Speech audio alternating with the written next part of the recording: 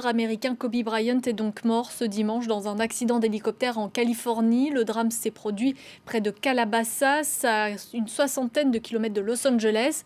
Son décès et ce crash a été confirmé par les autorités de la ville. Kobe Bryant était accompagné de 4 autres personnes dont l'identité n'a pas encore été révélée. Il n'y a aucun survivant. Âgé de 41 ans, le quintuple champion NBA était aussi père de 4 enfants. Il avait pris sa retraite en 2016. On va en parler tout de suite avec Thierry Bretagne. Bonsoir, vous êtes journaliste spécialiste de basket. Parlez-nous un peu de Kobe Bryant. Il était aussi connu que Michael Jordan ou Shaquille O'Neal? Oui, on peut dire que c'est pratiquement le troisième joueur de l'histoire du basket qui meurt de façon tragique aujourd'hui. Kobe Bryant, c'est une vingtaine d'années de carrière pratiquement au plus haut niveau. C'est, vous l'avez dit, 5 titres de la NBA, c'est 18 apparitions au fameux All-Star Game. Vous savez, le match la constellation des stars désignées par le public.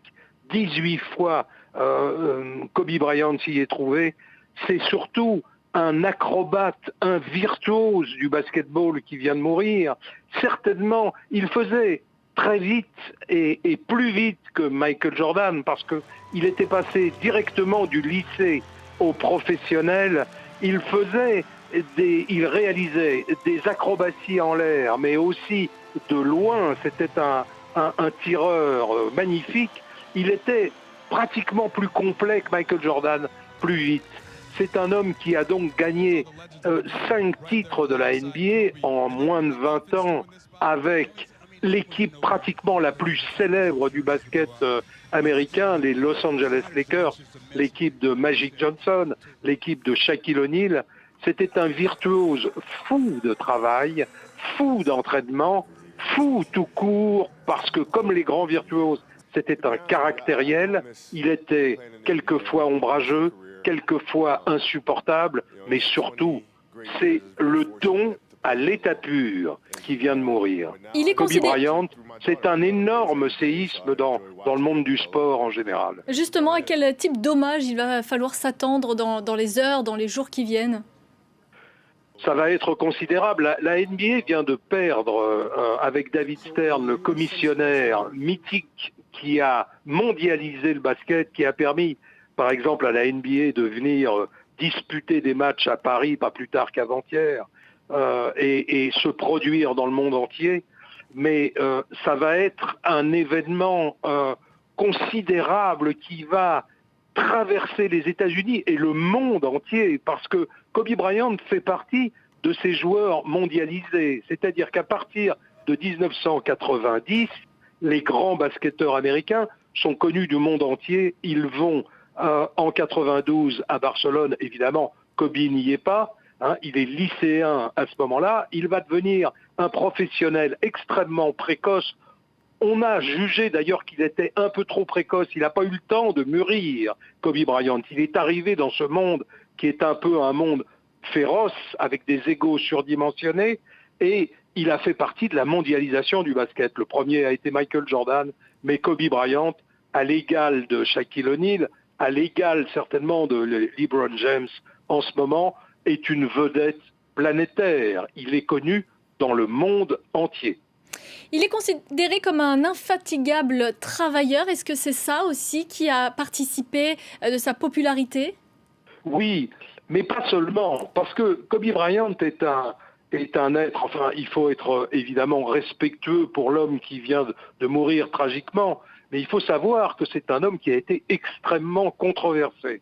D'abord parce que son caractère était insupportable, c'est un joueur qui frôle en permanence, si vous voulez, l'excellence, les sommets sportifs, et qui est dur envers lui-même. Il s'entraînait plus que les autres, mais dur aussi à l'égard de ses adversaires et même de ses partenaires. Avec Shaquille O'Neal, il y a eu l'énorme Shaquille O'Neal, 2,16 m, 160 kg. Il y a eu un duo formidable, ils ont gagné des titres ensemble, et puis ils se sont détestés. Et Kobe Bryant a eu lui aussi des problèmes de mœurs. Il faut rappeler qu'en 2003-2004, alors qu'il se soigne dans un hôtel du Colorado, une femme l'attaque en justice et l'accuse de viol. Il s'est remis de cette affaire, il l'a exposée devant les médias, il a cherché le pardon du public, de sa famille et de sa femme, de sa compagne, mais c'était un homme qui était un homme très très compliqué à vivre, mais qui curieusement, à partir de 40 ans, est devenu quelqu'un d'abordable, d'ouvert. Il parlait très peu, Kobe Bryant. Il était d'abord pas très très sûr de lui sur le plan verbal. C'était un gamin parmi dans cette jungle du basket américain. C'était un gamin de 17 ans qui est passé, je vous le répète, directement du lycée au monde professionnel.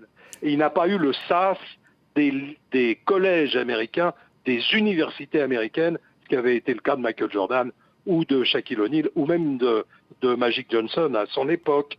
Donc c'est un enfant prodige, Kobe Bryant.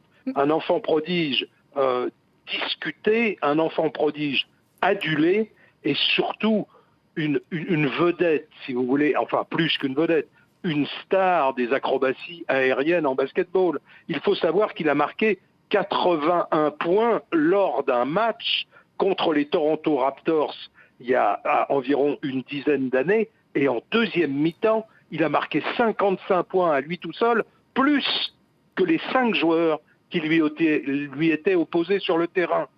Seul un homme a fait mieux, Wilt Chamberlain, en 1962, mais il avait marqué 100 points avec des comparses un petit peu dans son équipe et dans l'équipe d'en face, alors que la performance de Kobe Bryant, 81 points en 48 minutes de match, est une performance individuellement exceptionnelle. Merci beaucoup Thierry Bretagne pour nous avoir présenté si bien Kobe Bryant et nous avoir fait un peu un état des lieux de sa carrière et de sa vie.